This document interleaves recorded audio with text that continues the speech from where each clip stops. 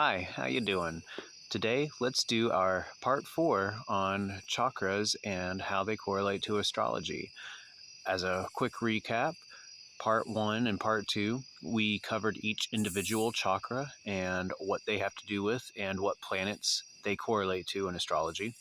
In part 3, we went into a deeper explanation of what the chakras were and how we can use astrology when trying to balance our chakras. And we also explained a lot about meditation and how it plays into things, its purposes, and how to properly do it.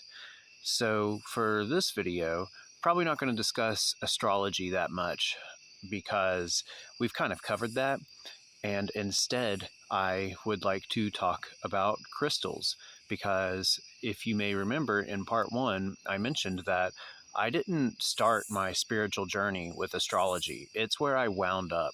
I initially started out through meditation, and that led to me learning about crystals, and that is what led to me learning about chakras. But before we continue, I just want to say, I actually already did this video once today. I took a lovely 3-mile hike out to a waterfall, and I did this video in front of that waterfall. It was amazing. I loved it. And then when I got home from my hike, I went to edit the draft that I had saved there, and TikTok didn't save the audio. So here I am in the dark instead of at a cool waterfall.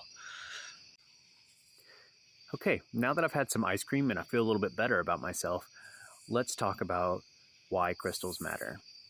All matter is energy vibrating at a certain frequency. This is one of the most important things to understand when you are having a spiritual awakening, because you are not a subject of your reality. Your reality is a subject of your own consciousness. You create your reality. And when you are meditating, you are trying to raise your own spiritual frequency. And when you're trying to balance your chakras, you're doing so by trying to increase their energetic frequency. And this is why crystals are so important, because being extremely dense, naturally forming objects, they are considered to have an extremely high frequency. So high that by having them near you, they help raise your own frequency. When you're meditating, you can hold a crystal in your hand and use it as a sort of focus point. And you don't even need to be meditating to do this. You can just have a crystal on your person in your everyday life, or have it in your car, or have it in your house. And there are many different kinds of crystals, and different ones apply to different chakras. So for example, for your root chakra, you may want to use a red jasper. For your sacral, you may want to use a carnelian. Or for the solar plexus, you might want to use a citrine. For the heart, you may want to use a green aventurine. For the throat, you may want to use lapis lazuli. And for the third eye, you may want to use amethyst. Amethyst is one of the most well-known crystals, and not surprising because it correlates to the chakra that is one of the most well-known chakras. Everybody knows about their third eye. And for the crown, you would want to use clear quartz. So what's the pattern that you're noticing here? The color of the crystal generally correlates to the color of the chakra that they relate to. And so whatever chakra you are specifically focusing on, you can use a crystal of a matching color to help you increase that frequency. I like to personally keep a little rose quartz with me at all times, and it is great for keeping myself in a more positive mindset. It sort of absorbs that negative energy and locks it within itself, so I can focus on more positive things. And this is a fantastic use of crystals. This was actually the first way I used crystals.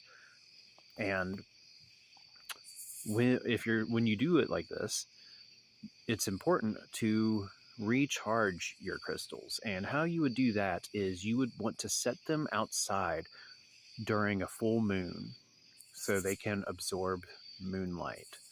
And this can cleanse your crystals of any negative energy they may have absorbed from you and recharge them so they can be more useful. And if you're not really a person that focuses that much on vibes, so to say, then this might sound like crazy talk, but I can only explain from my personal experience how useful this is. When I was younger, before I had my own spiritual awakening, I was an incredibly angry man. I was a very, very angry, hateful person. I was always picking fights with people, and I was just always looking for a reason to just have some sort of confrontation.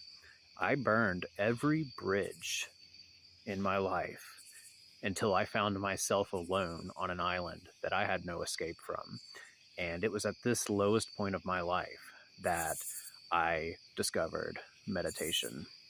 And that led me to reading about crystals, which led to me reading books about the chakras and studying on them. And eventually that led to me learning about astrology and practicing it. And I have an unwavering faith in astrology because I put it to the test when I was younger.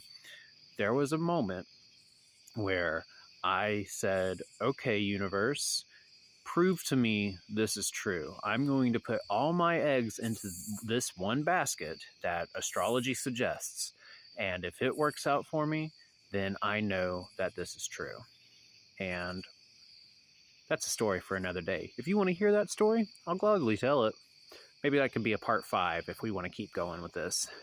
But needless to say, that was when I fully bought into crystals and meditation, chakras and astrology, and also the law of attraction, which I don't think I've spoken on too much.